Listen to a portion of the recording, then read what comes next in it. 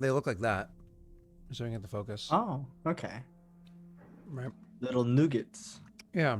So they're kind of like cookies that don't spread out. They don't like bake outwards because of they're not actually cookies, right? They're made, like I said, out of like oatmeal. But here's what I'm gonna bit into. So it's made of like an oatmeal, but you can see like it doesn't look like oatmeal. You know what I mean? Because of the way it's done, it almost comes out like a bread because it's. Oh, sorry, it's made out of oatmeal. So but oh, that's right. She blends the hell out of it. That's what I meant to say. She blends the hell out of it, so it completely changes like the texture and everything. It's just weird. The whole thing's I'm just sure weird. it's great, but it looks like a shit after a bad night of drinking. Well, I mean, to be fair, you describe many things that way. Like, oh, I had a burnt cheeseburger that looked like a shit after a Oh, wait, bad night of drinking. Scott, you're insane. Pastrami is beef. Oh, That's a okay, that Jewish one's thing. it. Yeah, You're that thinking one's of it. prosciutto or whatever it's Oh, called. I think. prosciutto, Judo? prosciutto, Yeah. prosciutto, Prosciutto. oh, prosciutto too. Asparagus wrap. Sorry, prosciutto wrapped asparagus. I don't like prosciutto. Hi, Zalamos, by the way. I don't like its. I don't like the flavor of it. The problem is it can be a little too aggressive, but if you want to have like again, you get asparagus and do a thin layer of prosciutto wrapping it, and you just eat it like. How do you cook asparagus good? I always get it really like stringy. Mm-hmm. Briefly. Yeah. So first of all, at the very end of it, you cut off the really really hard parts. Secondly, Okay. do you know what blanching means? That's when you boil it in water, right? But very quickly, and you have to drop its temperature very quickly afterwards. So at home, the easiest way for you to blanch is if you actually get an ice bath ready. So that's like a ice and water mixture off to the side. Get it ready like literally as you're putting the asparagus into the boiling water. So first you put salt in the water, then you boil the water so it's a higher temperature because of the salt. You drop the asparagus in there, probably for 1 minute. Okay. Probably 1 minute. And then you pull them out, strain them quickly. Drop inside the ice bath to drop the temperature. Then let them dry for about an hour in the fridge while you're doing the rest of your prep. After all that's said and done, depends on if you're doing a grill, which is way better, or a pan. If you're doing either one of them, you want to cover it in a little bit of extra virgin olive oil and either sea salt or kosher salt. So everything that's like chunky. And then you throw it in either the grill or the pan, and you cook it that way until it's seared up the way that you like it. Then it's going to like melt in your mouth. It's going to be like so buttery and delicious. It's going to be like perfection. Okay, yeah. Okay. So gotcha. blanch, ice bath, dry, salt, oil, and a pan or grill. Because I really like asparagus, but I just didn't know how to cook it because my mom never cooks asparagus. The first time I had asparagus, funnily enough, was actually during Hebrew school. We had to do mitzvahs, which are like good deeds, and we helped out on a farm. And like the farmhand literally was like, so anyone want to try some asparagus? And she just went and yoinked it out of the ground. Mm-hmm. And we just ate raw asparagus, which is you could eat it raw. Yeah. So Not out of a grocery store without cleaning it. yeah, but like from a Just farm. like pesticides and stuff, yeah. Even But, at a farm, I would clean it first because of pesticides. I think we washed it. I don't know. You're not wrong when She Viking. just hey, I was like 10. All right. I just ate the piece of asparagus. I'm like, wow, this is pretty good. Okay. But anyways, definitely give that a... Or am I just quickly trying to get a dad teaches sales story? I mean, I don't hear Jake giving you off cooking tips. Jake, what do you cook? I can cook steak and do steak well. I never cooked a steak. Wait, hold on. When you say well, do you mean like with skill or do you mean like wrong? I like it. So No, he's asking if you mean well done. Yeah, do you mean well done? No. Or... Oh, okay. No. You scared... I didn't think so. I thought you were like a medium rare person, so you scared me for a second. I cook my steak like my asparagus briefly. But either way, I'm sure Jake knows a couple of really good Greek items. I mean, it's like really big like grape leaves. You know what's I discovered? My mom used to complain about making mashed potatoes all the time, and I've discovered they're really easy to make. And they don't take a lot of time. So I don't know why my mom kept complaining about it because now I make mashed potatoes every other day. Did she peel the potatoes? I don't know. I don't think so. If your mom used the big brown ones, the Idaho potatoes, like the shitty ones, she probably peeled them first, and that's a lot of work. But I know I peel potatoes a lot. If you get the red potatoes or the Yukon Gold, like the yellow potatoes, I always buy Yukon. I like them. You don't have to peel those. Just wash them well, and you just chop them, boil them, leave the skin on. Nutrients That's there what I without the do, bad stuff. so. Yeah, and then it's super easy, like you said. Do you add milk when you do it? No, I don't normally have milk on hands, so I just put it in butter. Well, yeah, butter, of course, and then salt and pepper or whatever seasonings, garlic, Sour whatever you cream. want to do. Yeah, sure. Oh, never mind. That's why you don't use milk. You use sour cream. That's Nick's. Nick will use sour cream. I know. I like sour cream. I love the flavor of sour cream actually. Your mom used to make sour cream mashed potatoes all the time. No. Yeah, she's the one that introduced me to double baked mashed. Yeah, but she uses cream, not sour cream. Really? And we put Parmesan cheese in our mashed potatoes. That sounds really good though. Yeah, Parmesan It cheese. is. Good, yeah, that's good. Or if you don't mind the smell, Romano cheese is even better. I don't mind the smell of most cheeses. There you go. So Romano cheese. Noted. I'll try it next time I make mashed potatoes. Awesome. Cool. If you actually, So what? I imagine Oh. you actually go to the grocery store yourself, don't you? Yeah, I walk like once a week. When the Romano, if you go to like your deli section, like where they sell like the cheeses and whatnot, Yeah. usually the good Romano cheese will be at least around here will be inside like a little plastic bag that's just got like one of those like ties on it, like a thing of bread would have. Oh, yeah. Yeah, so go get if you can get that. Like again, it's a little bit more expensive for the amount that you're getting, but you're probably not going to have it sitting around in your fridge for a long time anyways. Using that Romano cheese, oh my god, is but Noted. yeah. All right, done with the cooking show. Mayonnaise and mashed potatoes, Raven.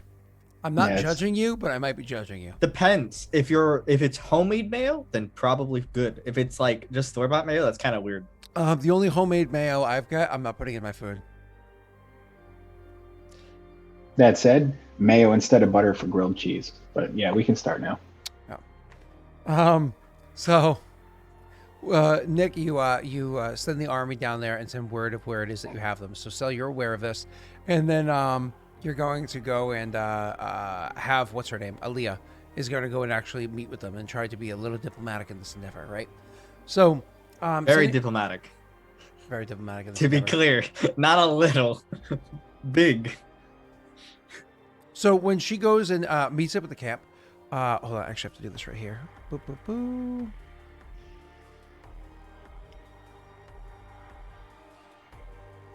One second.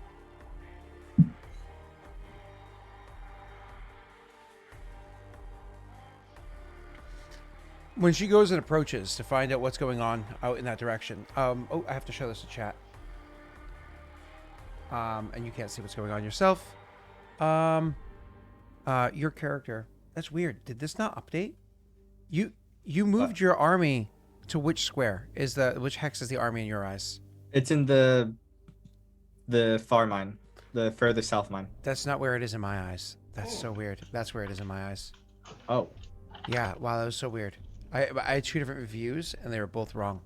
So and then we're gonna grab actual Aaliyah, she is right. Nope, that's she has Densho. no token. Yep, no, she has a token. Oh, I mean, yeah, but no. She the G dip. We gotta give her some visuals. She has vision. She has limited field of vision. She can see. Oh, not field. Sorry. She has how do I do it? Night vision for I think it's 4 miles. Nope, that didn't affect her. Nope, it's fine. You know what? To be honest with you, all the lands to the south that I explored that's There we supposed to be like visible but not updated information, I haven't been able to see. So Oh no, yeah, it's supposed to be like, can you see it on the map right now, like where the red stars and stuff like that?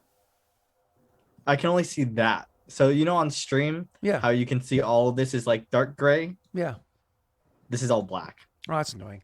I hate that Yeah. that's not consistent with everybody. But so as she's approaching, she goes and she's able to go and meet with the army, right? So let me make sure that she sits to the front so I can grab her without struggling later on. And she goes to meet with the army. But as she goes to meet with the army, one of the things that she's going to notice, because she's actually up on the hill there, is that this army is not alone, right? That others have arrived as well. So she goes to meet with the army, and she has the army that she's actually joining up with is not small either. It's sitting at about 200 strong. But the others that she sees about are kind of getting from what she can estimate because of her understanding of parallel structure, so on and so forth, she's able to estimate that the other two armies are probably about 50 strong, meaning that the whole group here is about 300 strong. This is not a small group. And looking at the group that's here, you can also see that it's not that they're lacking like armors or anything like that. Now, granted, most of the soldiers are very lightly armored, and that's because they're going to be traversing some fairly rough terrains. They don't want to be bringing a whole bunch of heavy equipment that then they have to drop when, you know, blah, blah, blah. So, so they're doing that. And then when it comes to archery, you can see that, yeah, don't get me wrong, the soldiers have ranged weapons, but certainly not all of them. Maybe like a quarter of the army that you're meeting with, and that's kind of like a quick guesstimate, actually has ranged weapons, but otherwise, you know, at least they have them, which is nice, I guess. Otherwise, so she goes to meet with this army because there's a full-blown camp here. 200 people, that's a lot of tents that they would have pitched up. Even if you put 4 people in a tent, you know, you're talking 50 tents to make this happen. This is quite the thing that she's coming up upon. Now, she's seen this beforehand, but never as an enemy of it beforehand. So it's a little intimidating for her. Luckily for her, she does have an ally that's traveling with her. The person that was leading the group that she had diplomatic endeavor with in the past, it was incredibly, I think she was critically successful with them. Yes. Which is leading to a huge boon here that you're going to be able to utilize as this diplomatic endeavor. We're going to start this with a small amount of RP, and then we're going to bring it into a die roll for you. So as she goes to meet with the person that's the leader here, let's be clear as to what the leader here is. You're going to be meeting with a battle centurion as who's leading this, so a BC. And she would know to refer to them as BC or their name or whatever it might be, right? But she's not of their, not of them, right? So she doesn't have to use formalities if she doesn't wish to. When she approaches the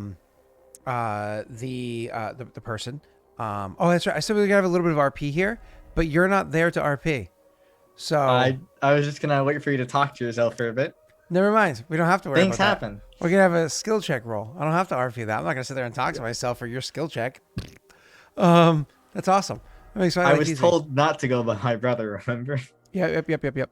So you're actually going to roll this diplomacy check. Now, you have a disgustingly high roll. Yeah. So they're actually lending you, they're negating the penalties that you otherwise would have had to deal with and lending you an additional +2 to the diplomacy check that she's going to be making. Now, do you remember the DCs for Pathfinder diplomacies? No. So if they're hostile, the base DC is 25 plus other factors. If they're unfriendly, I think it's 20. Yeah, it's 20 plus other factors. So you know that it's not a small number. You do know what her base skill check is, and you know that she's getting a +2 temporary for this bonus.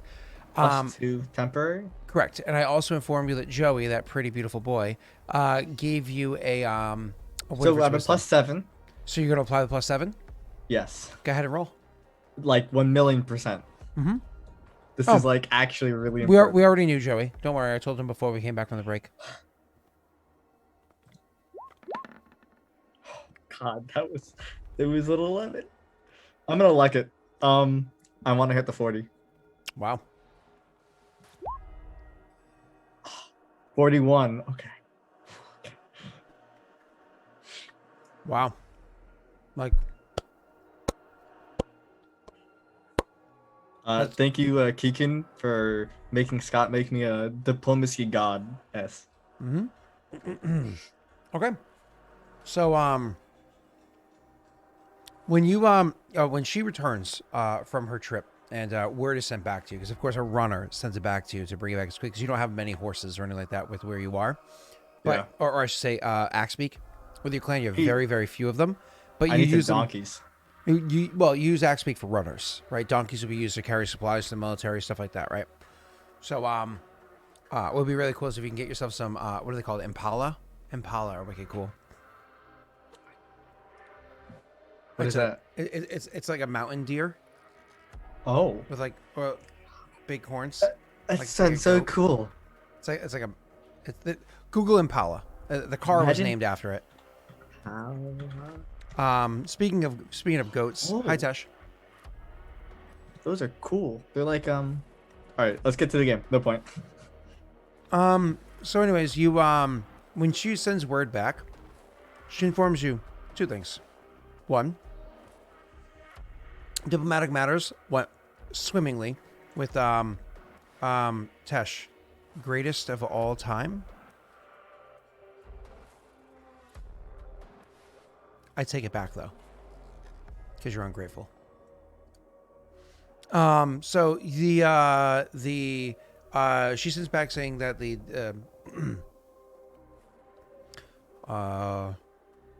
Warlord Shadow, the diplomatic endeavors went incredibly well. We were able to smooth over details with them, discussing where the boundaries are of where Paradal is. It seems as though the Battle Centaurian that came to lead up this endeavor is a little bit misinformed as to where the actual boundaries of Paradal are.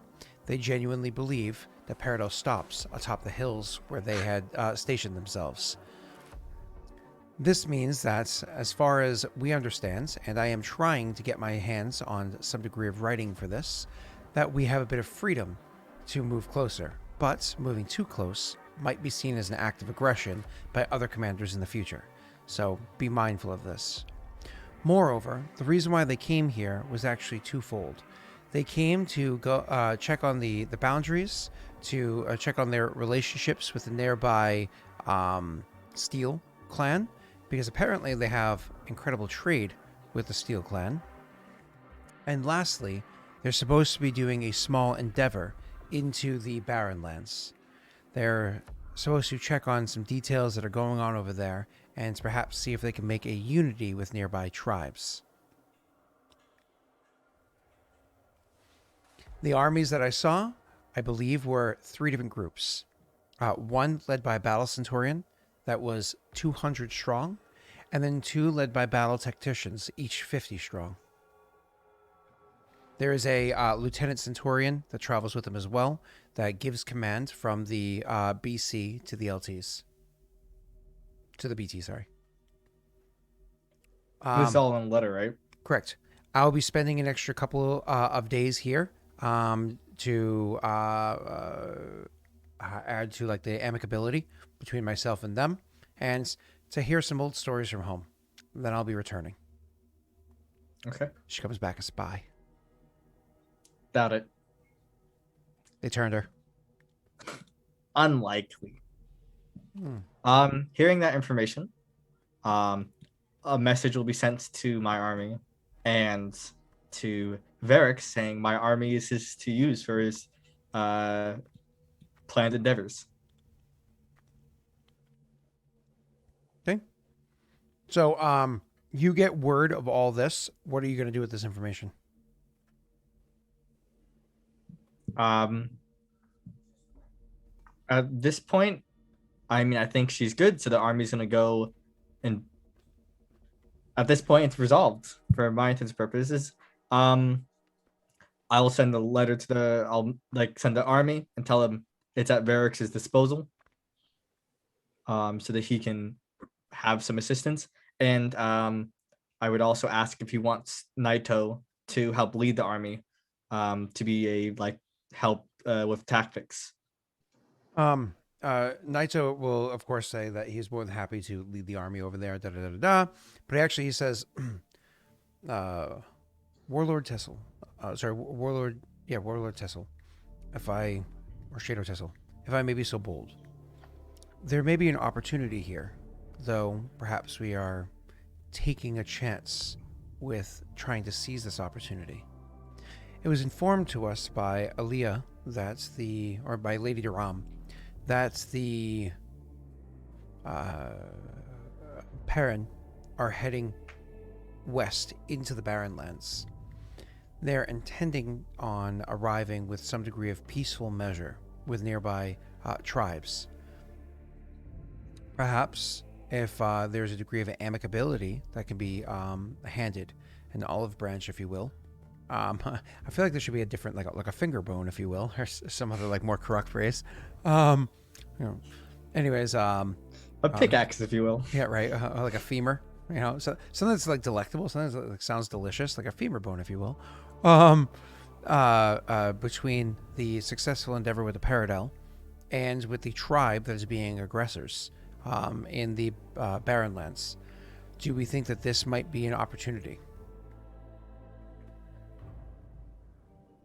We can relay the information to Varix, but I don't have all of the knowledge of his dealings in the Barren lands, or what tribe is what, or how it impacts him. Giving the information to him and his people, it'll give him the knowledge, and if he wants us to try to work around with anything or assist in any ways we can try, but I don't want to be poking and prodding a beast I don't understand. I can leave a second in command in charge of the army and have him stationed awaiting my orders to join them on the battlefield and personally go and meet with Warlord Varix. So be it. And so with that, he will immediately head out with a small group to head over to Varix to join him at his place. Varix tried to raise an army, but wasn't very successful. Varix, we're going to have a little bit of RP, then we're going to pull it into your actual kingdom roles because enough time has passed for that to have transpired, right? So so he's going to come, you're going to have word coming from Shadow Tessel in the form of Shadow Naito coming to you. So Naito would come and ask also, similar to the other person that you had dealt with beforehand, asked to have word with you. Yep, I'll meet them. So anyways, you he comes and walks with you and says, you know, takes like a near bow, whatever is appropriate for your culture, and says, Warlord Varix, thank you for taking the opportunity to speak with me, or giving the opportunity to speak with you. You're welcome. Who else would you have in this meeting, by the way, Jake, or would it be just you? Is this with Naito? Mm-hmm. Well, the man-eater's gone. Urzog is still here, so he should be here. Have a look at my list.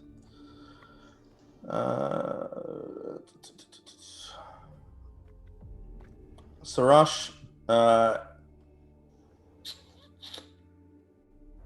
Irithel, and Lyra. Srush, Irithel, and Lyra. I actually have to pull up their character sheets real quick so I can. Yeah, you're good. Lyra's positions. That's right. That's right. Irithel and Suresh. I know Irithel well enough. So, anyways, you would he would say, they would all sit there and he would say, I have word coming from Clan Tessel. Nope, Clan Shadow. We finally had our encounter with Paradel, one that we've been concerned about for some time, and things went incredibly well. It seems as though employing one of their own as our grand diplomat helped us in this matter. The Lady Duram was able to diffuse the situation, in theory, redraw lines of what Paradel is, allowing us a little bit further of expanse without future concern. But more importantly, make it so that our soldiers are freed up from their concern and are ready to serve at your call. How many soldiers? We have 50 soldiers armed with both, armed well with Shadow-made melee weapons, but also with the ability to attack from afar. They are trained well. Reach weapons, to be extra specific too. Reach and ranged. Shadow-made, which would also apply because, you know, that's also what Nick has. Shadow Tessel has. Varix holds up his sending you. Varix holds up his obsidian axe and goes, He has the bone scepter too. "Oh, sorry, Shadow Mate, Mage. I have a stolen Daelish falchion, mate. Alright? That's what I have. Go ahead." I just thanked him. He nods and says, I actually have more news. An opportunity, if you will. It seems as though Paradel is not done in the region. They intend to head west, into the Barren lands. Their intention is to make for a trade, potentially alliances with some of the tribes that happen to exist inside there. As no trade comes out of the Barren Lands, I assume they're bringing things in, but for what do they want in return? I imagine they're trying to trade for information, maybe expanding of lands, having people that could serve at their beck and call, even if not directly under their banner. Typical expansionistic ideas, testing the waters before they conquer the land. Interesting. The Barren have long excursioned into the Barren Lands, has never been successful to them, and most of the reason is nobody wants to work with them there. We are a different beast. There are those that will take what Peridel give, use it for themselves, and think to not owe anything in return. Sometimes it works out, sometimes it does not. But there are others, tribes and such, that worship the lady. They are more receptive in working with Peridel, as they have in the past. Most do not, but they can be dangerous when that does happen.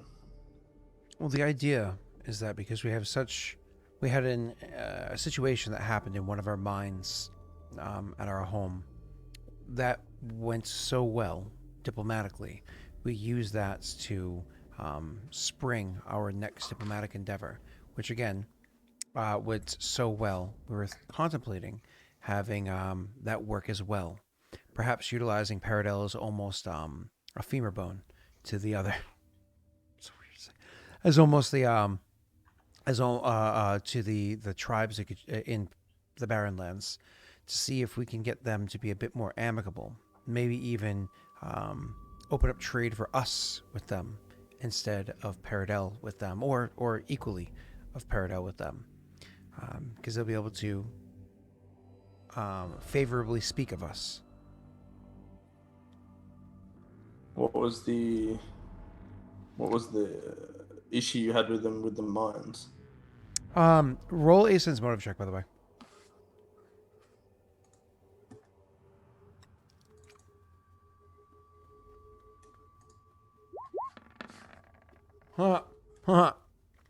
Cool.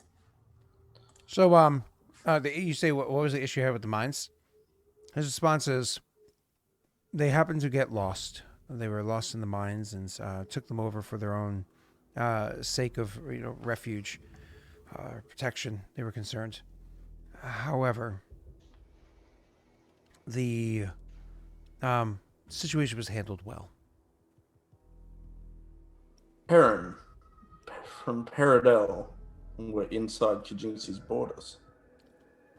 Well, I suppose with the newly drawn lines, yes.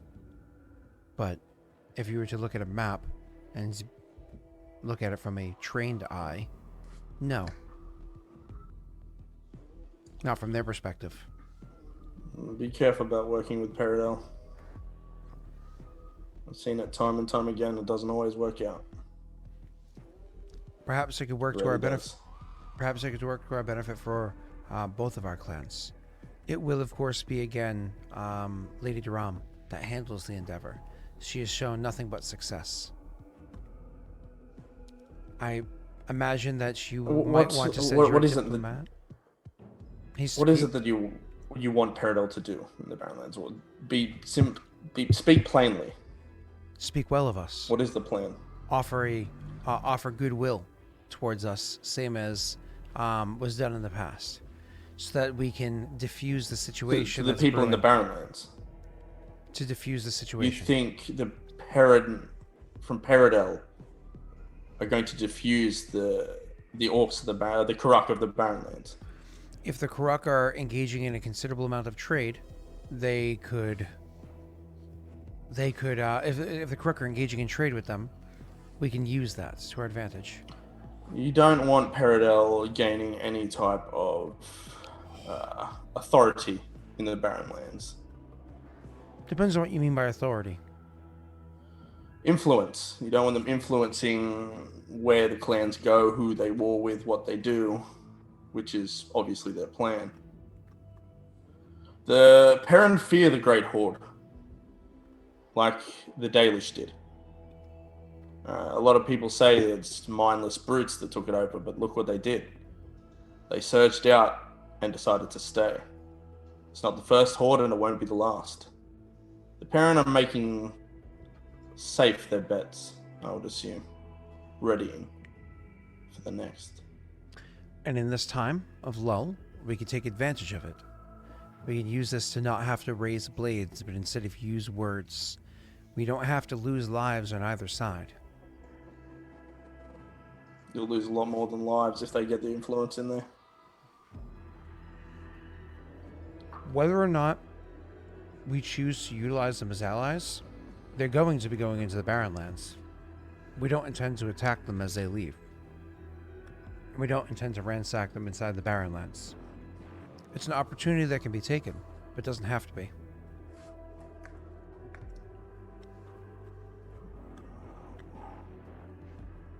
Who have I got with me again? Let me look. The bottom three. Iridel, Suresh, and Lyra.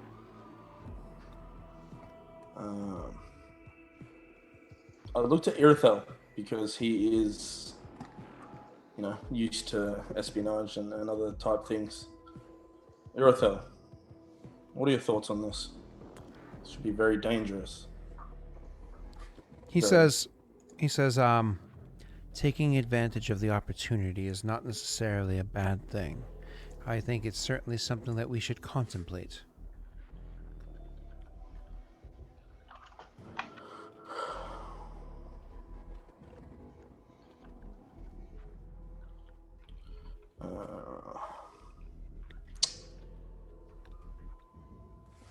I'll ask for input from the others. Yep. Suresh says, if there's trade, any amount of trade. I'm trying to do the female voice, but I have food in my mouth. Like a rough female. If there is any amount of trade, I wouldn't necessarily, I wouldn't want to pass up on it. I think that this is going to go poorly. Very, very poorly. We're talking about Karak. But if there's a chance of profit, you and I both know we could use it.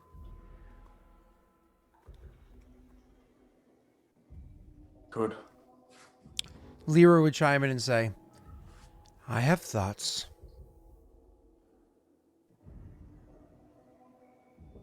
Prefer to say them now or in private? She just gives you a look that suggests private. Like, not disrespectfully, but just like... Yeah. And to of course, obviously, Shadow Naito would notice that. Doesn't say anything. I will think on the matter.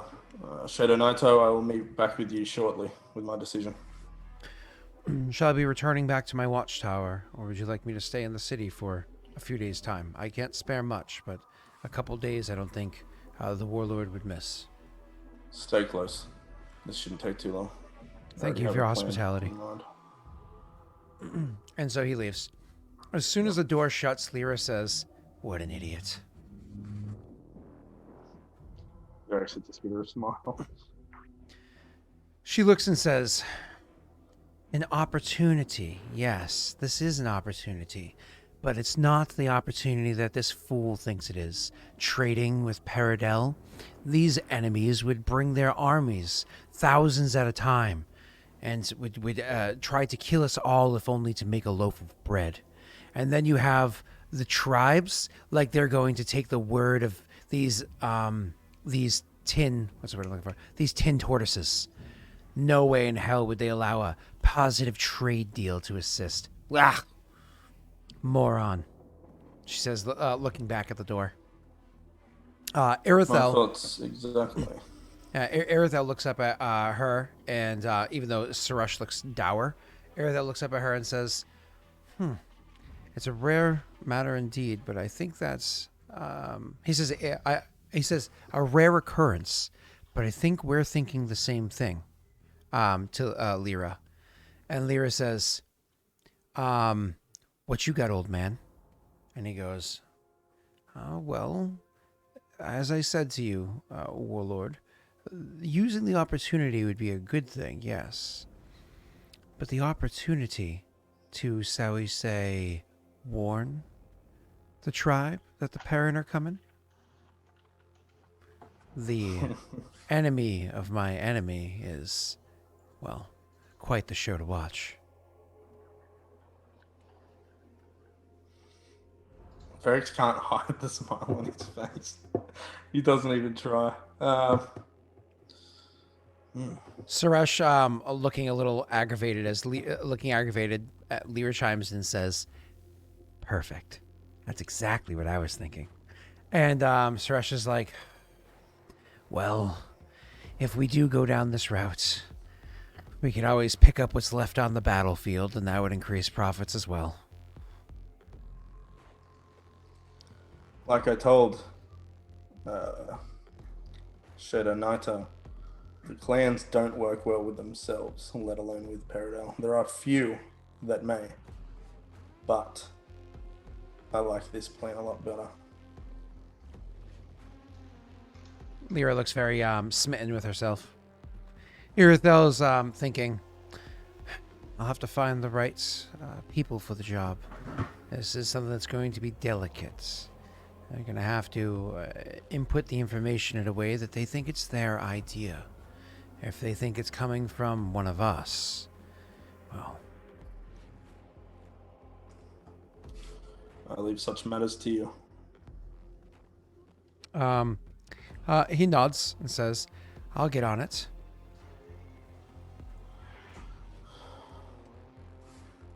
Anything else with them? Well, we have work to do. Okay. What do we say to Shadow Naito? That's what you say to them? Lyra says, well, you can ask him to pull the stick from his ass and throw it on the fire. It gets cold in the winter.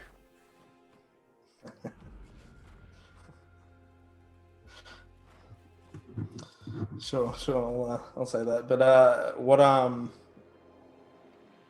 we're not telling him of our plan, or are we telling him? You asked that aloud?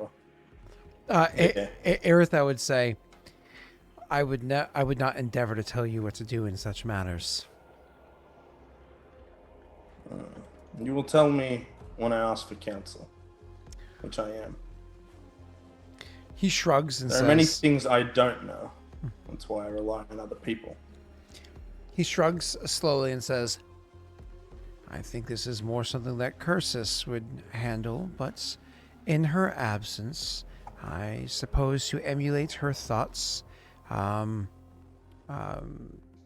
tell him and see if he can figure it out on the battlefield. If he's not smart enough, that is his own problem. Though, from my own personal opinion, we have a budding relationship that seems to do well for us. While watching Paradel fight their way into their own grave is entertaining enough for us, having an ally that seems to be able to tame the beast is also a good thing. Keeping Shadow close and trustworthy is probably a good thing too. I agree. We will inform him then. He just shrugs again very slowly. I'll not probably take the night, then call for Shadow Naito, and just tell him, what the plan is. Sense motive. Is that me rolling for Naito? Oh my god! I love all these. I've got two. My rolls have been 2, 3, 1. Hey, use them where it doesn't matter. Like talking to my brother, a really good ally you have, right? Okay, he's not gonna lie to you. Maybe we should DM him and ask him if they're a real person, Josh. They don't post at the same exact time. There's always variants. That's so, okay. I mean, it could still be a bot. I don't disagree. Just so you know, 231 is an area code of Michigan. Yeah, it's up in the pinky part of the glove, of the mitten. I was like 231. That sounds like an area code. Like I got hoes, I got hoes. I assume you guys have area codes in Australia. Yeah, we do. Yeah. How many digits are they? Oh, fuck if I know off the top of my head. My brain's not there today, Scott. No, like area codes like for dialing phone numbers. Yeah, so you've got New South Yeah, Wales. They're the There's first 6 or number. They're 7? you have to put the first number, right? And then there's like the next numbers. So like here, phone numbers are 7 digits long, but the area Yeah. code is 3 digits prior to that, right? So if you ring interstate, do you have a different code that goes first? Each state, well, yeah, you could put like a 1 first to say that it's long distance, but you don't do it with cell phones anymore. You just dial the area code and the phone number. No. Like if I have to ring, like just say I'm in New South Wales, right? If I have to ring Queensland, it starts with 07. But if you're there and you have to ring New South Wales, it starts with 02. And then you go into things like where I live, the number it's 02 for New South Wales, and then 49, which is the area code. America doesn't have to do that typically because we like kind of made phones, so we just have one and it's kind of defaults to it. So hold on 1 second. So like here, but prior to the modern way, kind of like the old way to do it is America's +1. Yeah, no. I mean, because that's not what an area code is, right? That's technically a country code. It's country code and Yeah, then it's area. but an area. So like in Massachusetts, you have like, mind you, think of how small Massachusetts is. We have 774. We have 508. We have what is it? 879 or something like that. We have 617, 781. Like we have a ton of area codes before the 7-digit phone number code that you type in to call somebody. Now, it used to, if they were long distance, if they're outside of your area code, you have to type 1, which triggers your phone to charge you extra because you're doing a long distance call. But again, that doesn't exist anymore with modern cell phones, right? You just do the area code. So if like I'm dialing Maine, that's 201. If I'm dialing Connecticut, that's 203 because they're so loosely populated, they have only one area code. But in Massachusetts, which is the size of nothing, it has like, I want to say 8 or 9 area codes. Rhode Island has 1, 401. We have a lot too. Yeah, but Rhode Island's the size of like I don't know, a growth on your pinky toe. It's so small. It's where Nick's from. He's sad.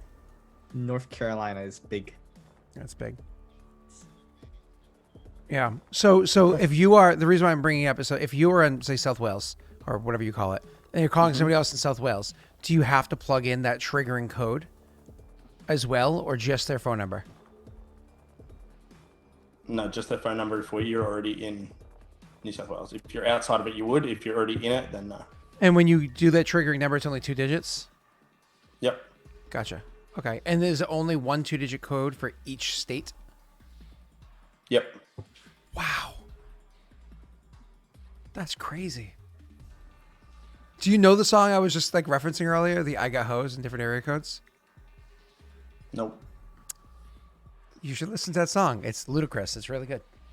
Well, Ludacris, not Ludacris as in it's crazy. Ludacris as in that's the name of the rap artist that did it. Oh, I got what I you didn't were even- Okay. Like Luda, you know. All right, anyways, sorry that there was a long explanation for a song.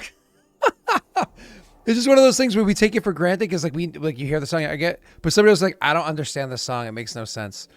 But anyways, yeah. he's like it's the just 404s, the 213s, you know, like anyways. So, So you're talking to Naito. so back to critically failed. Yeah, so no. That Naito actually seems like Naito doesn't say anything, but you can tell by the way he's acting. This is a really good idea. Like he genuinely thinks it's like this is the more superior plan, and you're happy with yourself for informing him. He's quiet about it, and he just says, "As you will," and he leaves, and he seems genuinely happy about it. Things are gonna go so well. That's not what happens. That's not even Naito would. That's not. I have to intervene as knowing this character. That's not. He would very clearly not like Mate, this idea. that was the Nat 1, buddy. But you know, if he rats me out to the parent, then we're gonna have problems. He wouldn't do that, but he wouldn't say this is a great idea. No, he wouldn't say that. As you're reading it off of his personality. You're reading off of his. I did not say he said that because that would make no Okay. sense. Yeah. Then now what does he say? Nothing. He just says as you command. Because it's his command. Decision is made. I'm surprised. Yep. Oh man, I really gotta get those new emotes made. Joey just unlocked a new emote for himself that he would be the only one to access. So I have to I really have to get the new ones made so I can make like one that only Joey would have access to, like a super special one, and like very few beyond that, and so on and so on and so on. I just noticed that because I just noticed his bit tag changed when he spoke just now. Anyways, back to the game. So you so yeah, he says that and he goes off. Okay. Yeah. And he's actually he would ask one more thing as he left the room. He would stop and say, "Or Lord Varix, one last thing. Would you wish me to return or stay a couple more days in case you need the council?" That night's always up to you. If you think you have something else to offer, then stay a few more days. Otherwise, you may return. His response is, "This is how you hear the response. It seems like you don't need the council." And he leaves. His actual response was, "It seems as though you don't need the council," and then leaves. All right. Yeah. Okay. So yep, he leaves. Okay. That makes sense. Everything's clear. Cool. All right, and then Nick, you said you're grouped down here. You sent word to the here saying that you're sending the group down. Because of how much time has passed, your group can travel quickly. Did you want to just leave them sitting in tents on your hills, or do you actually want to, because you guys have that alliance, you could actually bring them down to one of his barracks if you wanted it, like his watchtower? You could actually bring them all the way down there if you wanted to. Which tower? That's actually entirely up to Jake. I can imagine Jake wants to bring his own army if and when he actually successfully makes them here, and then would want to put yours probably up on that hill. Yeah. Yep. That's And that good. that allows for you guys to more or less have. Let me do this. There. Oh. There. And there. So you have kind of like this three-pronged approach to get there if you need to. Now, granted, Seth would have to leave earlier than you guys because he moves so slow. And Nick, your guys can like sleep in late because they'll get there so quickly. But Sure thing. I can't move my token anymore, so if you can grab it. yeah, I got you. I don't know why you can't. That's weird. I got it for you though. I gotta shrink these things. They're my way. And okay, gonna move this over here. That's where you're supposed to be. Oh no, that's not the one you're supposed to have. I did give you control of this, didn't I? I did. Nelrath. Weird. Oh, when did I screw over Naito before, Joey? I screwed him over twice. I remember saving his life and bringing him back to Yeah. health. No. I No. feel like I remember there's some other point at the beginning of the game that like you guys did something you really didn't like. I don't remember. Yeah, Scott, you just moved my force of 50. I'm only moving the force of 20 down. Oh, Right? my apologies. Yeah, and that's this one. Mm-hmm. I And guess- can't. Yeah, that's the one I can't move. There we go. I don't think I gave you control of that one. Oh no, it's controlled by all players. You should be able to now. Technically, all Yeah, of I you can move it now. Yeah. Okay. Cool. All right. Awesome. So you send those soldiers down there, and you send a generic person to head up the army. You don't go down there to visit yourself personally.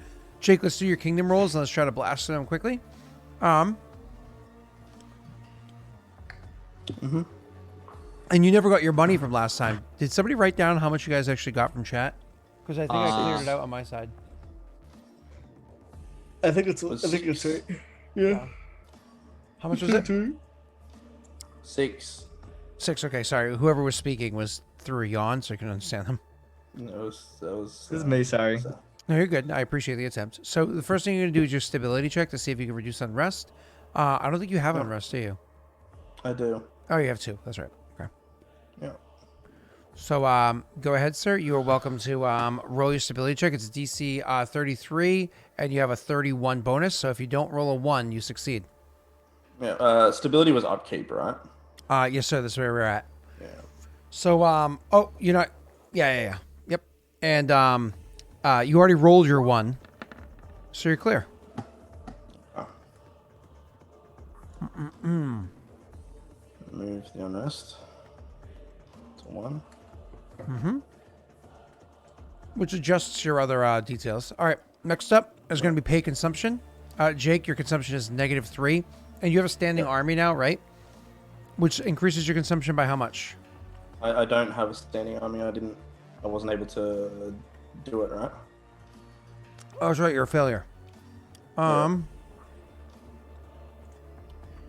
Hey, hype. All right. So, after that's going to be filling your slots. Do you have any magic item slot generating buildings? I do, Okay. but we don't have to worry about that now. We haven't been. Someone can roll it, I think. Yeah. But, we Pick somebody in haven't chat to done roll a D100 for you, and then move on. Josh. Do you want to attempt your loyalty check? It's a DC 33, and you have a plus 33 to try to get rid of your last bit of unrest. Go ahead. I do. You do not make a magic item. Okay. Also.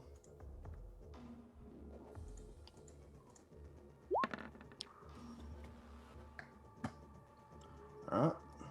Unrest is reduced to 0. Now you can finish modifying your attributes. Cool. That was actually a really good opening of the game for you. Next up is going to be your assigned leadership. You're not changing any of your leaders. All that's staying the same. I still owe you an NPC. I think a level 2 character. Which I haven't had time to create yet. Then is claim or abandon hexes. When you're looking at your character, oh, I don't have this open for everybody to see. Give me one moment, please.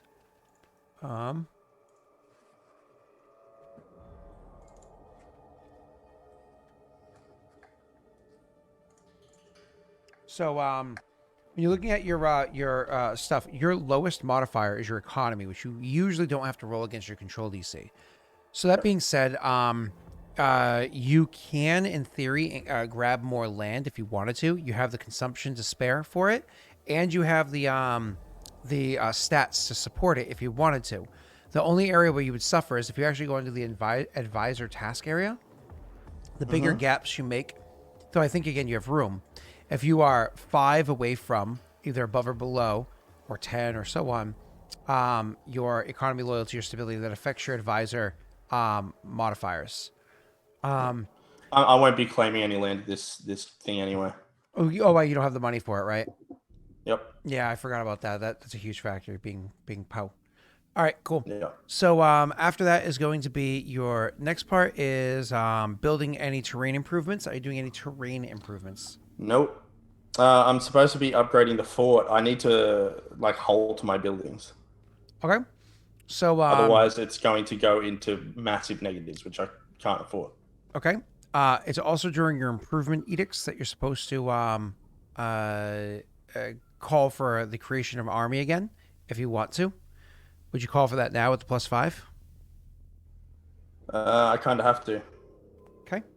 Yeah, if you're going to be doing the fighting. What was the DC we said it was? 30, wasn't it? It's minus. It was minus, I think, what, 6? -7 before, 7. I think. I'm pretty sure it was -7. Okay.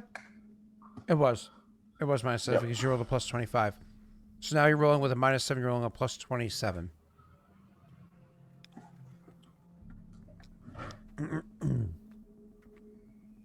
Am I still rolling with a -7? Well, technically speaking, you have a +5 to this, so instead of a -7, you're rolling with a -2. Yeah. Okay. So I think you just can't roll a 1. Unless you want to build a bigger army, which is just a +2 to the DC, I think. I don't have Or the minus BP for it. Oh, okay. Yeah, it doesn't have the money for it.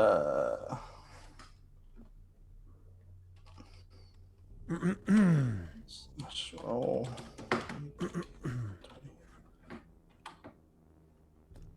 Yeah, because So DC 33. sorry, give me the addition again. It's you're plus 32? 30, plus 32 against a 33. Yeah. Oh man, 4. you're rolling such trash, but it doesn't matter because your modifiers are so good. But it doesn't matter. I just hope you roll a natty 20 when it comes to your economy. You know what I mean? No, So- let's hope. You successfully create your army. Okay? That's the good news. However, it costs you, I think, 8 BP for you to create them, because last time it was half that you had to spend. So you spend your 8 That's BP, correct.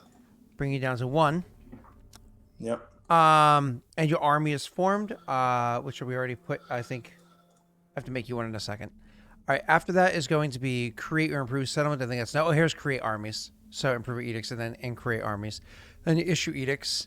I don't think you do anything there. This is also when your buildings are done. I think buildings are technically part of improvement. So, did you have any buildings that are being finished right now? Nope, they're all on hold. They're on hold? Yeah, as in I don't have the BP to like build them at all, so I'm not building them. Did we discern last time that they can't be put on hold? There's no ruling for it, but I think it makes sense to not just say put a hold on the construction and maybe like you have to put more in the future with it for like the decay of the construction to work. Do you want to rules check that one while we finish up his thing? I'm 1,000,000% sure there is no rules saying you can't hold it, but there's no rules saying you can't. There's just nothing written about it. I've looked through that book like 80 times. 1 second. Construction of buildings. Buildings.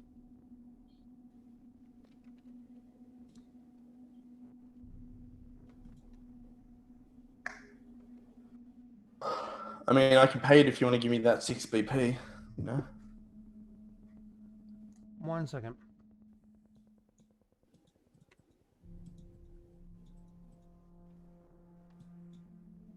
All right. Chat, we have votes going on. 2-minute poll starting now. All right. I think it's fair to have it be able to put it in hold, but then there's like you have to pay more or something, right? There's like a penalty. Yeah, right now the vote is no, you can't hold. Yes, you can hold. Yes, you can, but you have to pay 1 BP per building that you're holding. Because I almost have to imagine, like, if a whole It's month upkeep. passes, it's raining all over the building. It has wind. You don't have walls put up. You don't have a roof put on. Things are getting destroyed. All the tools that are left out, all the equipment left out, all the wasted supplies, and so on and so forth. To me, it makes sense that there'd be a penalty of 1 BP per building put on hold. That makes the most sense. But I want I want chat to decide. I've already put my thumb on the scale, and they'll have it out. 1 second. Like very dry. Someone really doesn't want me to be able to hold. Yeah, wonder who I think this is an overall chat moment because I think it just doesn't make any sense why you couldn't. That's what I'm. It makes yeah, sense to be I able don't to know. hold, but like again with that small penalty of the 1 BP per. You know what I mean? Yeah, Yeah. like other like with a system so like built upon like some amount of like foundational logic, it doesn't make sense to be like once you start you can't stop. Yeah. Nope. I agree. I agree with that. But at the same time, Listen to the Southerner trying to be like, listen, Oh the my boat's not going the God. way I want to, so let's just. I'm change- basically not a southerner. Let's be real here. Sure thing. I'll remember But- that if I want to pass out water. Wrong state. I live in not Georgia. Yeah, all the same.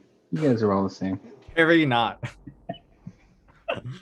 really though, didn't you have any But we're not going to talk about that one. Okay, rallies? no. any fun rallies in the past few years? No. Sorry. Charlottesville is not in North Carolina. I was thinking It's in Charlotte. Virginia. I was thinking Charlotte. I know. Everyone gets that confused, but everyone's incorrect. The RNC hosts the convention normally in Charlotte, though, to be fair.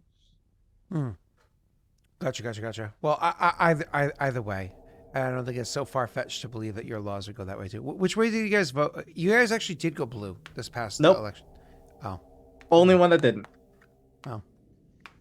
be proud. Not. Just so you guys know, I've already started seeing, I literally noticed this on Sunday, so yesterday, I noticed Trump 2024 signs up. Yep. The guy might be in prison by then. We can hope. But, I'm sure he'll win the election from prison, then they'll let him out because he can pardon himself. Technically, that he can run for election in prison. There's no Yep. law against it. Yeah, but if you win the election and you're behind bars, you can't exactly swear in. Y- Right? In which Do case, you have to swear in at yeah, if you don't wherever swear in they're at noon on the whatever the arrangement is, the 21st of January, if you don't swear in at noon, then you're not the president. And the vice president isn't the vice president because they also did not swear in to become the president because the president wasn't there with them. So then it jumps down. There's this whole chain thing where it becomes the president. Is a specific word for it, but more or less is the oldest serving member of the Senate. So whoever's in the Senate that is the oldest person. The Senate Pro tempore. pro tempore. Yes. Pro tempore. As a president tempore. So Yes. yeah, it's like a whole. Anyways, let's keep going. Not important.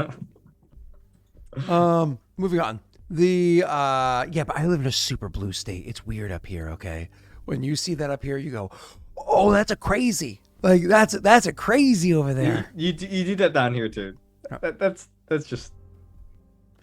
Nick, to give you a perspective, if you are in Norton and driving back roads to Mansfield, and you're about to go up that bridge that has a blinking light to go into Mansfield Crossing, because you want like Cold Stone or like Bertucci's or something, right? If you look to your right-hand side, right as you start to go up there, the house is underneath the overpass.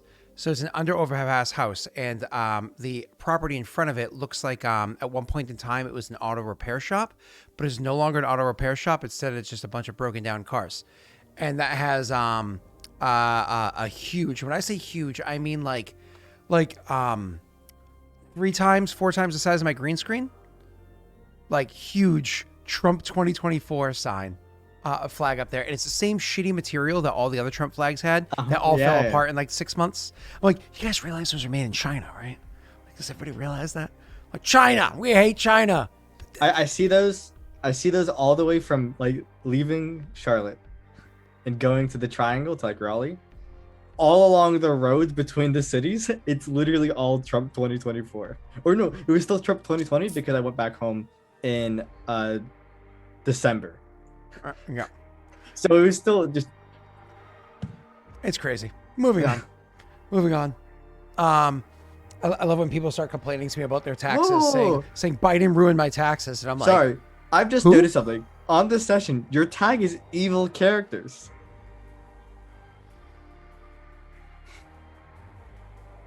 So, we were talking about quick kingdom rules. You already created your army. You're not issuing any edicts, correct? And then how many buildings are put on hold? 2. So you pay the cost of the 2 BP penalty. I think that's probably the most fair ruling, which means you hit -1 once. And hitting the -1 once, that means your unrest is going to go up by 1. Oh, you have to make a loyalty check. You have to make a loyalty check. Which is easy because your DC is going to be same thing, a 34 against a 33. Look at that, you succeeded. Can you like have a look at my rolls though? Why? I see Every how bad one they of are. them? Yeah, they're all Yeah. bad. That 6 was your highest. Yeah. Oh no, you rolled a 9 at one point. No. You rolled a 9. Yep. All right. So anyways, yep, you go to -1. No, unrest is 1. Jesus, and this becomes -1. It won't let me write on it because you're on it, I think. Oh, no, I did it now. Oh, All right, yeah. cool. I had to, like, supersede you. All right, so, yeah, you, -1 there. And now, finally, you're not withdrawing anything. Oh, something else comes up, too. My apologies. You already know about the opportunity with the boar, and you already said how you wanted to handle that. But you actually wanted to call and ask your other council members their opinion on that, didn't you? Or are you like, nah, I'm going to kill it? No, I think I should do it. Okay. The other thing that comes your way, after that meeting that you have with the general over there, Irithel is actually going to ask to sit there and continue speaking with you. He's like, Warlord, a word. Of course. Something has come to our attention recently. It's a caravan. Speaking of Barren, well, let's just say they've lost their way. I do not believe it's directly tied to everything that's been going on mentioned by Clan Shadow, but it is possible they are linked. There was the people that were lost in the mines just to the east of us. Peridot lies to the east of us, and there are soldiers supposedly coming here for trade from the east. Well, this caravan approached from the south, as far as I can understand. It is, interesting. Interesting how? What is it carrying? Supplies. I honestly didn't look into what the supplies are. Though perhaps the, he says, I honestly wasn't able to discern what the supplies are. Though certainly a degree of trade could be helpful. That's something to speak to Suresh about. But what I was thinking, if we are going to have a degree of amicability with the Barren, perhaps we can offer them direction. We can guide them back home to safety.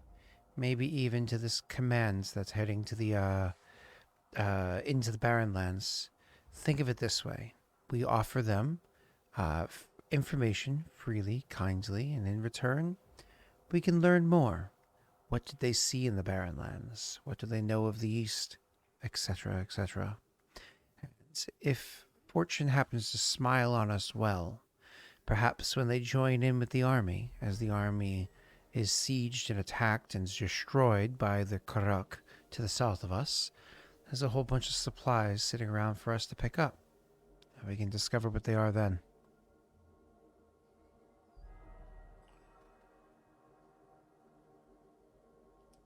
Yes, I see the wisdom behind what you say.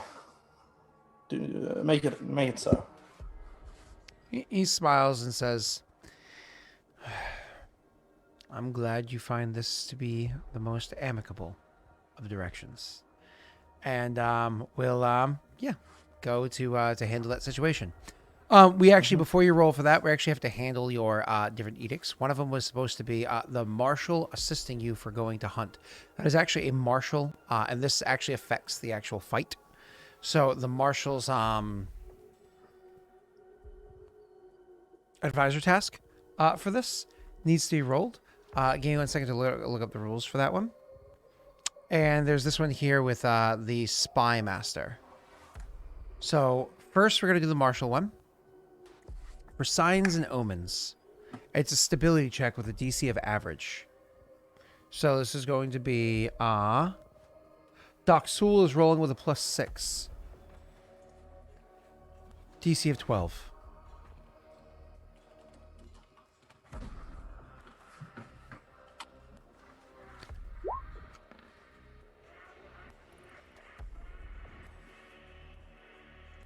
Well.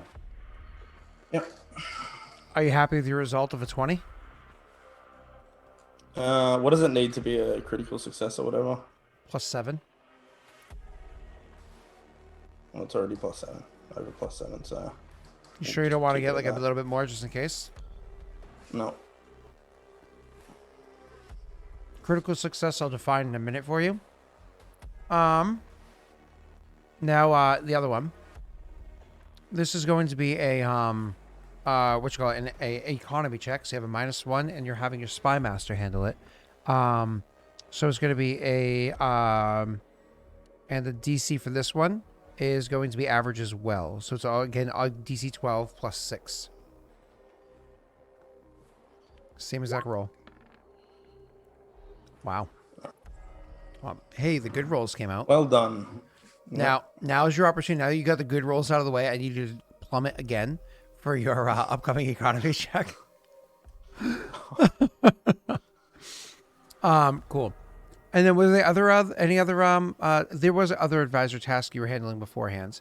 Let's see, your marshal was looking down south for that. You have Irithil now handling that. You have your marshal now handling that. Oh, Aurorum. For how much no rolling yet. What are you doing? You told me to roll. No. I'm handling other stuff. I said now you gotta roll poorly. Alright. You actually rolled a 13. Ooh, I'm gonna feel bad if you roll worse than that. So, for Aurorum, you're gonna want Aurorum going to lend aid for Nick's endeavor to the north of you guys. For Aurorum, he's rolling with this is a stability check. And I'm gonna say it's an average DC as well. So that's actually another DC 12. Yep, so it's plus what? Sorry? 7. On Ockrams? 7.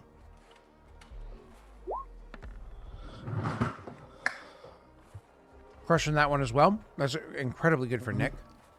And then were there any other details? Give me 1 second. No, Mara. Urzog. What was Urzog supposed to be doing? I feel like he had a task. Oh, Cursus. Yes. Who was Cursus going to talk to? The people. That's right. Yeah. That was the last one, Cursus. So Cursus is rolling. This is a stability check as well. This is gonna be a hard one too. I won't lie. Because you're dealing with them. I have to say, Cursus is going against a DC 20. It's a hard check. You have a +5. What's the +5? Right. Mm-hmm. Well, this is probably not gonna work. Oof. Yes. All right. And the last check you needed to handle for this roll was back to Irithel again. I know he's handling a responsibility, but he had the other one that he was handling about sending information to the about the misleading the tribe. Yeah, we hadn't. Wait. Oh no, that one. Yep. Yeah. All right. So Irithel's a +7 again. This one right here is going to be a stability check again. He's a +7 again, but again, this is not an easy one. He's trying to trick them, so I have to set this as hard again. This is a 20. Oh, okay. All right.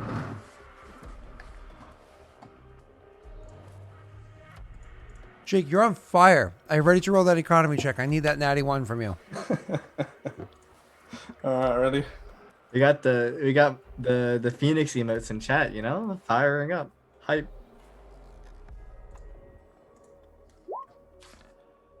It's the same 13 again. Oh my god.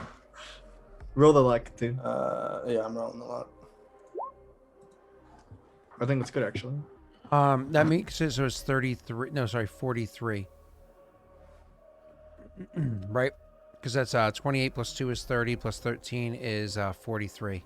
Yes. Divided by 2.5. Oh, that's right. You have higher taxes. I do. So it increases it to a 17. Beautiful. Yeah, it's actually huge. I get the 6 from chat, right? Yep. Yes, sir. All right, so I will just divert, 2 BP to Nick and 1 to Sell already. Oh, what for? For paying off those loans. Oh. You sent I get it Nido now? back with bad information and 4,000 gold. Yep. I mean, that's a win. All right, so it's I got 20 BP, 19. All right. So I get 70 BP now, right? I get one more. Or is that? Do we get it after on our kingdom phase, or do we get it now, Scott? No. Okay. Awesome. Cool. So you have successfully formed your army. Nick, you have formed your army. Tash, wow. Sel, you have formed your army. Everybody has your armies all set and ready to go. We're going to just define what happens going down south in a moment. Let's first finish what happens from all those endeavors that you just did. First and foremost, they're actually able to give you a good amount of information coming from the Paradel and from the lands to the south. Are you ready to hear some of this information? Yep. I'm ready. 1 moment. You're able to learn from the wagon as they were trying to not shed too much light. Oh, shit. I hate when it breaks everything. Give me 2 seconds. I can fix that. I'm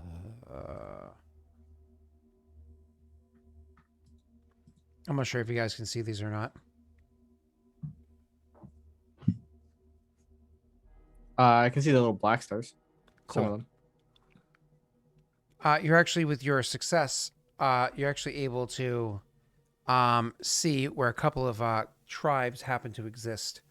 Give me a second. Can everybody see them or just Sel? I can see them. Yeah. Okay. You have to learn where a couple of the tribes happen to exist. Because they were able to map that out as they went. So you're actually able to learn that, which that's very pertinent information to know where a couple of the tribes are down there. The tribe in question that we're talking about beforehand was obviously the northernmost one of those. So You guys can see that right there, right?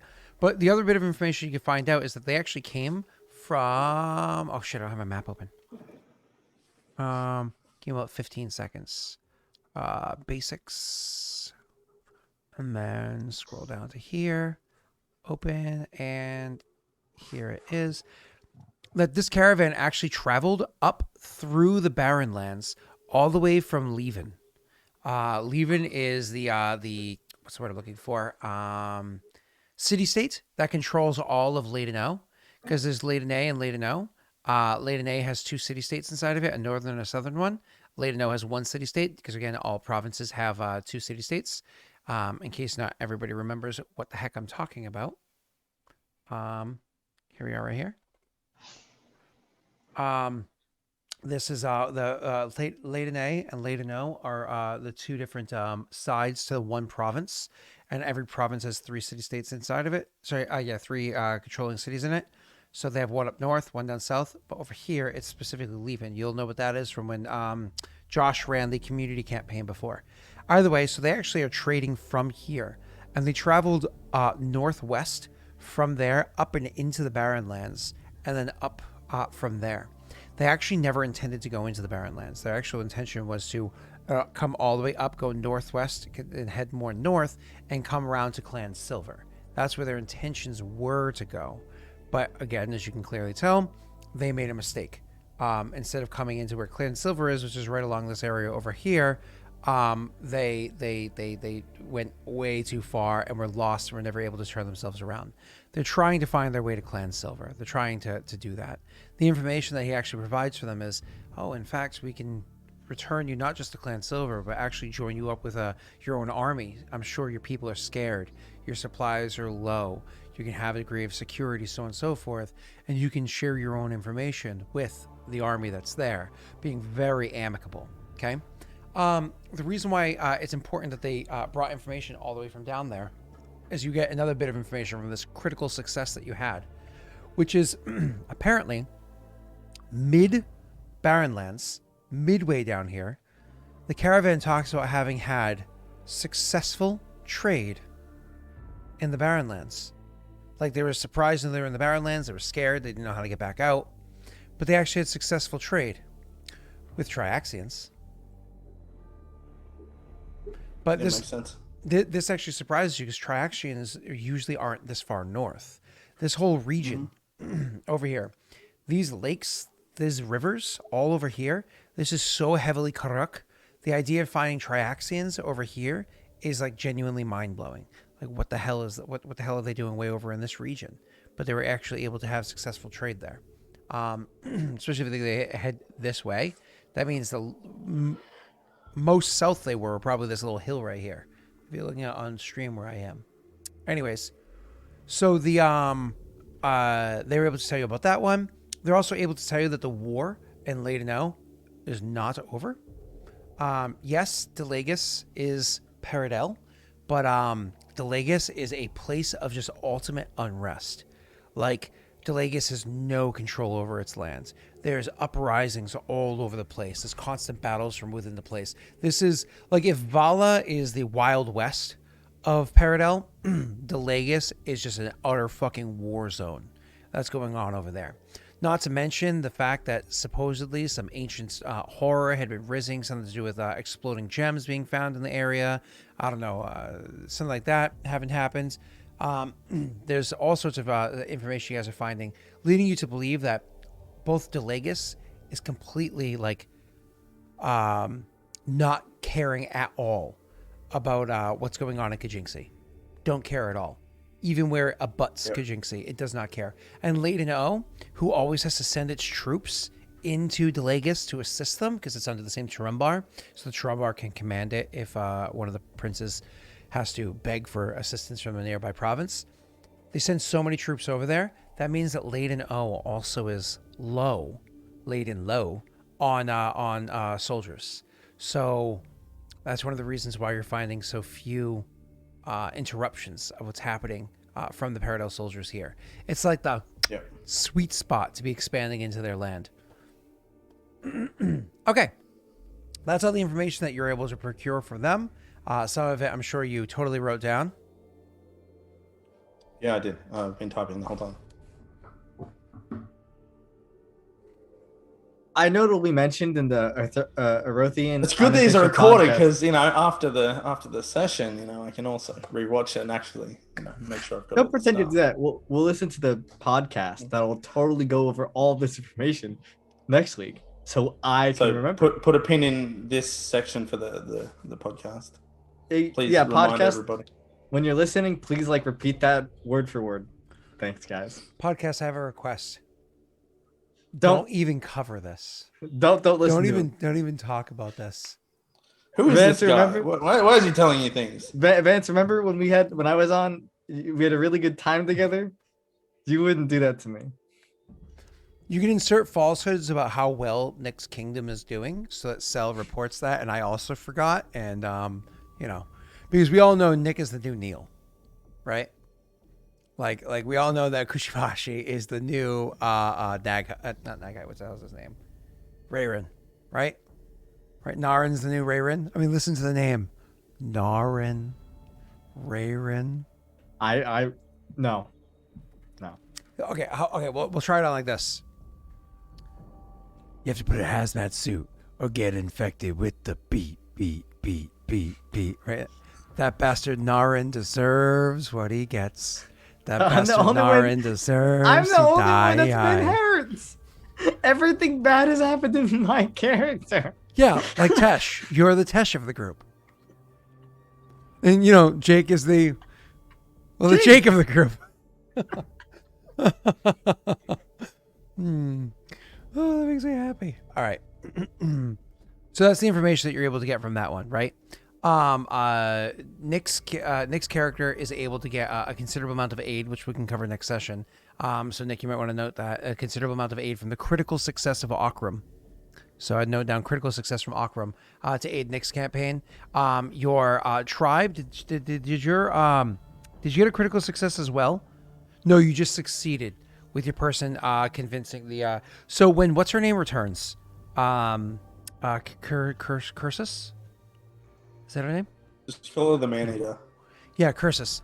So when Cursus returns, she comes back, but she's injured. She actually comes back with like a couple of wounds on her. She has, get bandaged up, like a new scar, like on the side of her, like her temple. You know what I mean? She comes back to give you a full report of what had transpired while over there, and she actually will tell you, well, things went well. Well, you're back. I assume they did. Yep, I lived. They're pissed off. Yep. And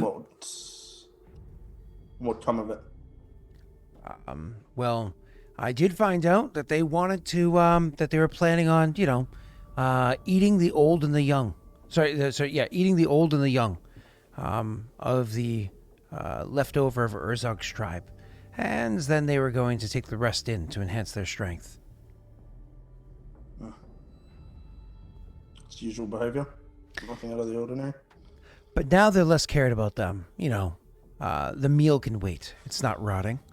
So their attentions are turned more towards the soldiers that might be coming from the east. They had to beat the information out of me. Ah, well done. She nods and says, I need mead. You shall have it. She'll leave and say, I intend not to be on that battlefield. She said, I intend not to be on that battlefield. Mm-hmm. Okay, cool. All right, so she go over to the tavern. Perfect. And I think that was all the people that needed to roll for anything. Yep, it was. Cool. Done. All right. We need a roll to see if we have an event.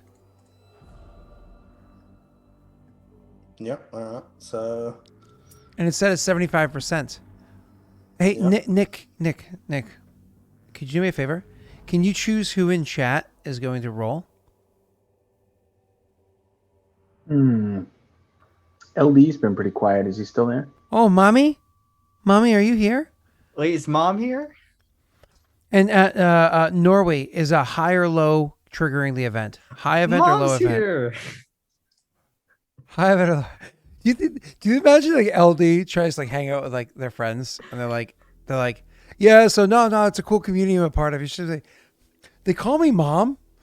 And his friends like, I call him mom. like what? Like, yeah, it's kind of a long story, but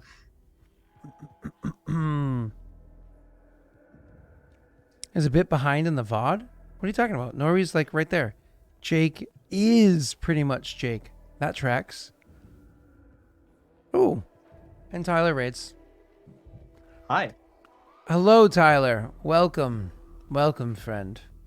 Raid from the system's overload. If Norway's not here to say high or low, hey, you know what? How about this? Oh, he said high. Perfect. LD, roll for us. High triggers an event. 75% chance. So you want to roll a 25 or less. That's good. LD's good at rolling low. No, LD's good at screwing you over. Ah! All right. Cool. Hey, Raiders, for everybody that's raiding right now that wants to stick around and be a part of this is how it works. If I call out your name, you're going to type exclamation point D100. So it's exclamation point D100, then enter, okay? So I'll call out your name, and if you can roll that for me, that'd be wonderful. Just give me one moment to get to where I need to. All right, cool. So this is going to be events. Here we are. So see what kind of event this is. Systems overload. Can you roll me a D100, please?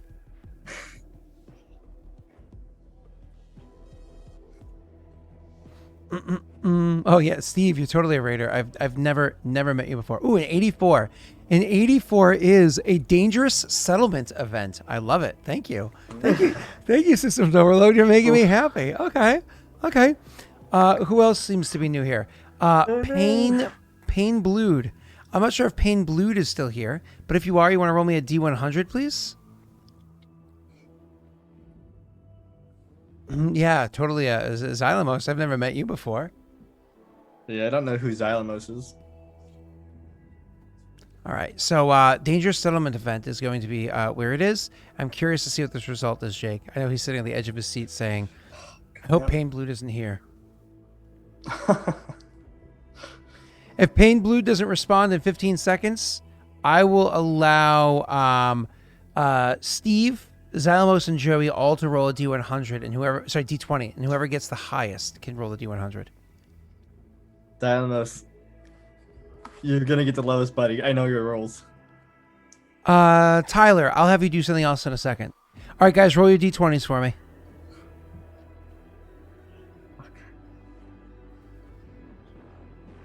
Ooh, Steve, starting it strong. Throwing that gauntlet. Oof. Xylemos to still get a 1. Oh, here's Gatekeeper. Oh, actually, Gatekeeper, you can. You're not. Oh! Okay. I gotta let Xylemos and Tyler do something afterwards. That's amazing. Okay. So Xylemos and Tyler do something afterwards. Gatekeeper, go ahead. You can roll because you're also a raider. So I'll give it to you first. Gatekeeper, that's a D100 to see what dangerous settlement event happens to our poor friend, our poor Aussie friend. Yeah, those Aussies, right? City 3. All right. Oh. Yes. It's a plague. Okay. So it's a hex or settlement continuous. All right. A deadly sickness strikes the target hex or settlement. You cannot construct terrain improvements or buildings while the plague persists. Attempt 2 stability checks, each with a penalty equal to the number of brothels, foreign quarters, highways, inns, piers, roads, stables, stockyards, tenements, and waterfronts in the hex. Whew. Well, it's a settlement, so luckily I don't think there's enough of those to really affect you. And a bonus equal to the number of cathedrals, herbalists, hospitals, and temples. I don't think you have any of those either. If you succeed at both checks, the event ends, but stability decreases by 2 and treasury by 1d4. Sorry, 1d3. If you fail one check, stability decreases by 4 and treasury by 1d6. And unrest increases by 1d3. I failed both stability. Oh my god, this is terrible. I mean, to be fair, it was a dangerous settlement event. This isn't just like a bad one. These are like, isn't there like tiers to the dangerous ones, right? Oh my God, this is bad. It's okay though. It's okay though because we're gonna have Tyler and Xylemos do something else afterwards. Okay, Jake. You get a penalty equal to. Do you have any brothels? No. Oh. Do you have any foreign quarters? No. Inns? No. No. Do you have an inn? I have a tavern, so no. Highways? No. Piers? No. Do you have a road I have a passing? stockyard. You have a stockyard? Do you have a stable? Nope. Do you have a tenement? No. And you don't have a waterfront either. You do have a road going through your capital, though, and you do have a stockyard. So you have a -2 to your stability checks. Okay. So I'm just trying to look at your character sheet real quick. Give me 1 second. I'm gonna make this visible for chat. What's your to see. stability mod? 32. Okay. So there's a 32 against a DC 33. So you have you're rolling with a +30 against a DC 33. Okay. Yeah. All right. Jake, don't roll like Jake, and things will go well. If you don't roll a 1, you succeed. Oh boy, chat. Hold on to your asses for this one. Okay. So it's +30, right? +30 against a 33. Oh my god! Oh my god! Oh my god! Oh boy! Oh. He was on the 1. Steve, just because you're at work, you're here inconsistently, so it's kind of hard to call for you. That's the only reason. It's not lack of love. Oh god, that was so close. Okay, you might get a roll in a minute. Maybe. That's a hard maybe. All right, so now your second roll, Heart sir. stopped for a second. I know that was. Dude, it was on the 1. Oh my god. Oh god. Okay. Well, you It's succeeded. fine. That's all that matters. Okay. Okay, 2 successes means if you succeed both checks, the event ends, but stability decreases by 2 and treasury by 1d3. Hey, Steve, you want to roll that 1d3 for me? What about Tyler or Xylemos? No. They're going to roll something else in a second. So stability gets a -2 permanently. Jeez, that's brutal. But for some reason, this didn't,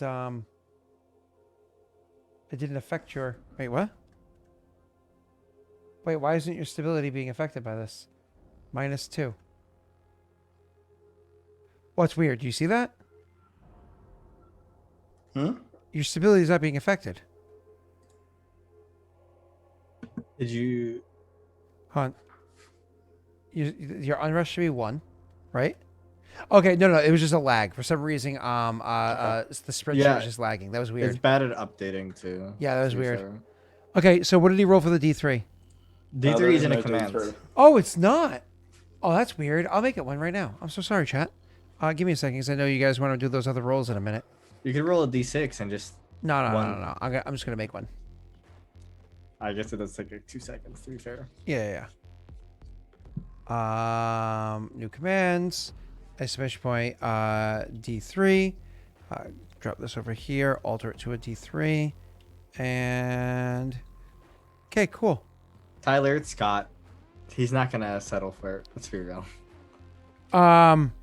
Okay, cool. You go ahead, Steve. You roll me that D3, baby. All right, it's a 1. Oh, no, it's a test. Oh, Xylemos! What did you do? Xylemos, what did you do to Jake?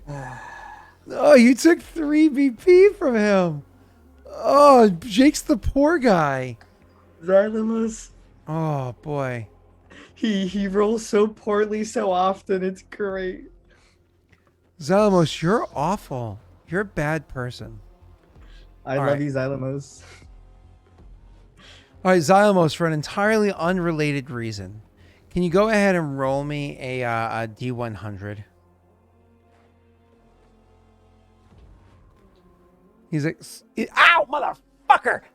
Ow, I just burned the shit out of my knee. I have You okay? space heater next to me, and my jeans have gaping holes in the knee, and I totally just swung all my weight into it, and it sat there for like a half a second. Oh, that hurt so bad. Whew. Whew. Okay. Hey, Jake, because they were begging to be able to do another roll, I had an opportunity here. I give them opportunity. and they rolled a 16. And do you want to know what they rolled with that 16? A dangerous kingdom event. No, you can't do that. I'm just kidding. You It's can't. actually a beneficial kingdom event. It's a beneficial kingdom event. And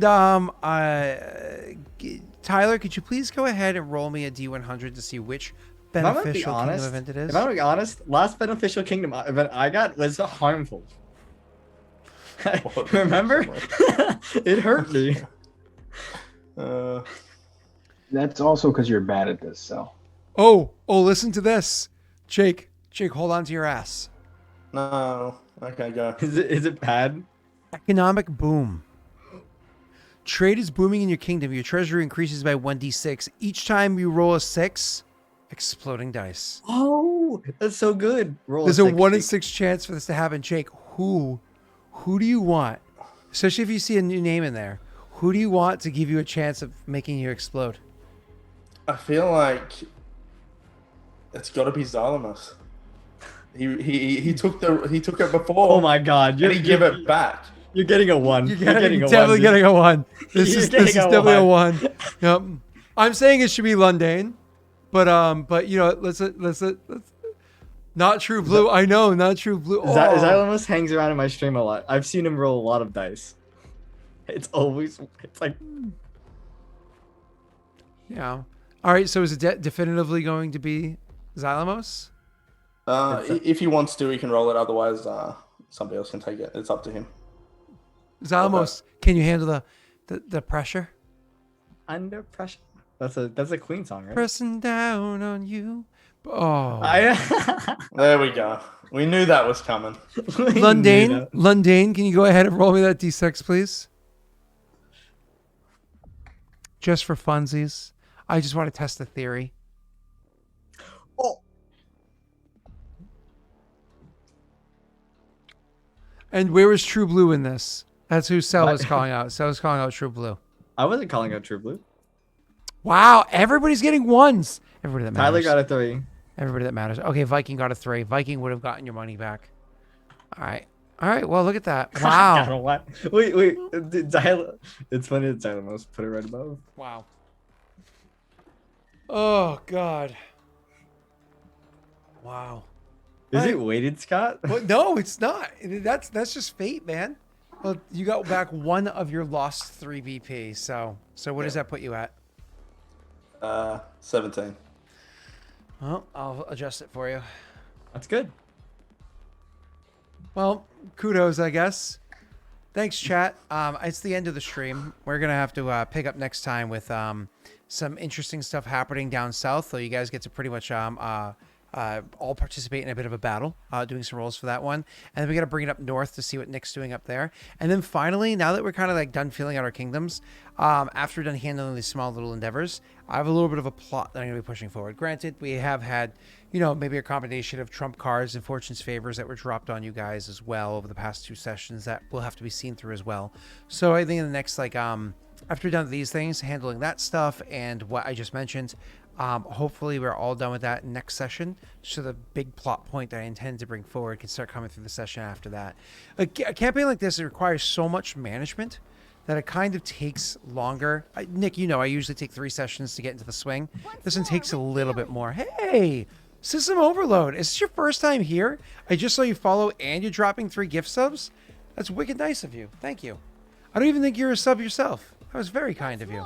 I think he was gifted. Oh, was he? Oh, by I Xylemos. think Xylemos gifted the sub. Yeah, or somebody gifted the sub to them. It says Xylemus. Oh, It okay, says I'm it in the scrolling thing. up. Cool. Yep, and Steve gave it to Gatekeeper. Yeah. Well, thank you. Thank you, all of you. All right, thank you so much, everybody. All right, so before we blast out of here, because it is 1:07 a.m. over on the East Coast, and for Jake, it's weird o'clock. Cell, anything you want to say? Anything you want to bring up that you're doing lately? I didn't stream at all last week because I was loaded with homework. But this week I streamed once. But this week I don't have a lot of homework. So tomorrow I'm going to stream some Breath of the Wild. So can you do me a favor? Can I ask you to do me a small favor? I don't have time. As you know, my life is busy. Unless I can convince Brittany to do something really cool, but it's most likely a no. I don't think I'm going to be able to play the re-release of Mass Effect. I can play it for you. You can play Mass Effect for me? I have never played it before, so it'll be my Exactly. first time. Yeah, so I can Yes. live vicariously through your Zoomer eyes. I am the child here. I accept. One of Brittany's favorite things early in our relationship, one of her favorite things, so not obviously Mass Effect 1, I think 2 and definitely 3. I'm not so sure about 2, but definitely 3. She's seen me play all of them anyways. One of her favorite things was always like watching me play those games and kind of like cuddling up on the couch next to me playing and me playing them. If I can find a way to stream me playing them on a couch as opposed to down here, Brittany would totally actually hang out with me, and that gives me more time to stream because I could like make streaming time and wife time be the same time, right? That could totally work. I don't know how I'm going to pull it off because my PC is in the basement and the couch is upstairs. So I don't know how I'm going to pull it off, but I will try to devise a way. Believe you me. Get a console. Well, yeah, console, sure. But I would have to bring the PC to the console. Nope. Very long HDMI cables. Capture card. Okay, I don't think you understand how long the HDMI cable would have to be. You can get a lot of them. There would be such a delay. Hey, listen, man. Or drill a hole through your ceiling. That'd be like, God, Nick, think about where, like, say, my living room is and where this is. You think there'd be what, 120 feet, 150 feet of HDMI? Because I have to go all the way across, right? Like I'd be all the way across the basement, all the way up the stairs, and then if I wanted to play it on like the back porch where like we have the projector screen, so I could have like a big screen to play it on because that'd be super cool. Yeah, I don't know. Oh well. Anyways, so thank you. If you could do that, Sal. Anything else you wanted to say? I'll be streaming tomorrow, Breath of the Wild. Cool. 9 p.m. EST. And you got a capture card, so that's wicked cool. Yes. Jake, I don't know if there's anything you wanted to say for yourself. If not, do you want to shill the Orothian podcast? What are we doing on Wednesday? Do you want to tell people whether we're skipping Wednesday or? Oh yeah, you and I have to talk after this. In theory, I totally forgot that we have a brand new campaign starting. So Wednesday morning at 7 a.m. EST, because I hate my life, we go live with the Session Zeros, which are pre-recorded but aired live, so we can all hang out and chat and whatnot before it. We're airing our Session Zeros for that. The issue is Jake and I haven't recorded his yet because 15 time zones difference is a thing. So we're trying to figure out when to record that so we could go good. Or Jake, maybe we pretend like we record it and don't look at chat, but then like actually do it live. So it's like a live Session Zero, but we pretend like we pre-recorded it. No, you could tell when it's Could be live or not. Could be a thing. Yeah, do you think you can get some like floodlights outside your window so it looks like it's like now o'clock? Well, I mean, you have a green screen, so we could have just recorded at night. You know what I mean, though? No, my lights always look the same. I'm in a basement. I mean, That's what I'm saying. Because it's recorded, we could have recorded it at night, my time. oh, So I wouldn't need floodlights. And true. you're Jake, saying. you're a genius. Wow, that's smart. That's good stuff. Thank Okay, cool. Yeah. That's like massive brain. Like Yeah. unironically, it's Yeah, that's what we should do. Okay. So Jake, we might have to do your Session Zero live, but don't tell anybody so we can pretend like it was recorded, okay? Sounds good. All right, cool. That means you can't react to chat though. All right? Yeah. All right. and you can't be groggy. Yeah. Drink Okay. drink lots of bean juice. All right, do you want to shill the Arothian podcast real quick? Shill the Arothian podcast. Well, Isn't for that my everyone job? that is new here. Oh, fine. Take over as usual. Sal. So you can go, Jake. So no. No, it's fine. If anyone is new here, Sal likes to steal people's thunder as well as their advisors and anything he can get his hands on. So I will pass you into his. I'm going to be nice and say capable hands to shield. No, it's not. I'm gonna stop that from being a thing and say, hey Nick, have you ever listened to the Arothian podcast? Nope. Okay, all jokes and everything aside, I think you should check it out sometime. Even what's his name? Though granted you don't know him, so that kind of loses any. That was weird. Why is this loyalty thing randomly popping up over here? Maybe it's because I need to do this. There we go. So you even Tyler loved listening to it because like listening to these two people, which it's Silencio Steve and Vince Sexual, and sometimes they have other people in. If you just ignore most of the podcast and listen to the Warmonger part and how they analyze like your kingdom, your character, your role playing and whatnot, it's a pretty cool thing to listen to. I won't lie, I'm terrible. Since they've busted their asses and started re-releasing them recently, I've listened to exactly 0 of them. I haven't had time, and I want to like catch up on them, but I haven't had like the spare brain power to do so. But I will eventually catch up on them, or at least have to skip a couple and then jump on. But it really is good. I always loved it. And they're better at making logos than me. So, you know, I don't know who their artist is. It's probably Vince Exel. But It will say the on the YouTube video, it's got a really good like. yeah, it's even logo better on it. than last time. Yeah, it's like it also got like an animation where it like has a light shine on it. Yeah. It's like cool. That's like really It's cool. really cool. It really is, yeah. All right, cool. Anyways, I'm going to end it now. Let's find out who we're rating, because Nick looks like he wants to go to sleep. Raid. Oh, you know who we got to raid. Big love for the little lady. Hey guys, raid message. How's the coffee? The raid message is how's the coffee? That's all you're gonna do. How's the coffee? Not Scooter Squad. How's the coffee? Okay. So we all know what to put, okay? How's the coffee? And then whatever you do after that, I don't care. Okay. Just Yeah, we all know what to put, okay? how is the coffee? All right, here we go. Go over here, and let's do it. How's the coffee?